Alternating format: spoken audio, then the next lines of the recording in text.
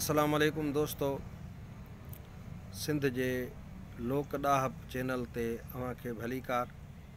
आऊं आहियां फ़कीर अब्दुल्ला तहीम टंडवादम खां। मूं तव्हां सां हस्बे वाइदा ॻाल्हि कई त इंशाअल्लाह अपलोड कयूं था। जेको ज़ुकाम जे करे कन ते ताड़ी चढ़ी वेंदी हुई, सिंध जा ॾाहा माण्हू महा ॾाहा असांजी सिंध ॾाहप में तमामु ज़ोर रही आहे। उहे उन जो इलाजु कीअं कंदा हुआ?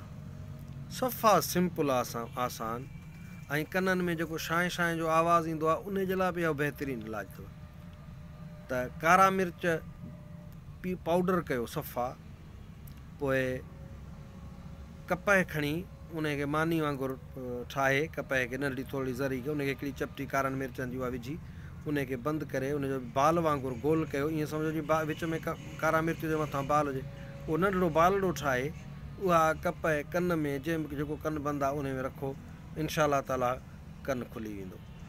जेकॾहिं दोस्त कमेंट्स में इहा शइ पंहिंजो चाहिनि त असांखे इम्प्लीमेंट करे ॾेखारियो या ठाहे ॾेखारियो, एक्सपेरिमेंट करे ॾेखारियो, त इंशाअल्लाह ताला पोइ वरी मैसेज इन में कमेंट्स में तव्हां राया ॾियो त पोइ वरी ॿी वीडियो में उहो बिल्कुलु एक्सपेरिमेंट बि तव्हांखे करे ॾेखारींदासीं।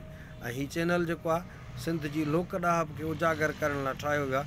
अहिड़ा अहिड़ा ॾाहप जा ॾस जेके असांजे सिंध में मुरवज हुया ऐं आहिनि अञा ताईं, हाणे उहे नापैद थींदा था वञनि, त उन्हनि खे असीं गॾु करियूं ऐं दुनिया जे साम्हूं उन्हनि खे आणियूं। उन लाइ दोस्तनि खे अपील आहे त हिन चैनल खे वधि खां वधि दोस्तनि सां शेयर बि कनि, सब्सक्राइब बि कराइनि ऐं शेयर बि कनि, वीडियो खे बि शेयर कनि ऐं फीडबैक लाज़मी ॾियनि।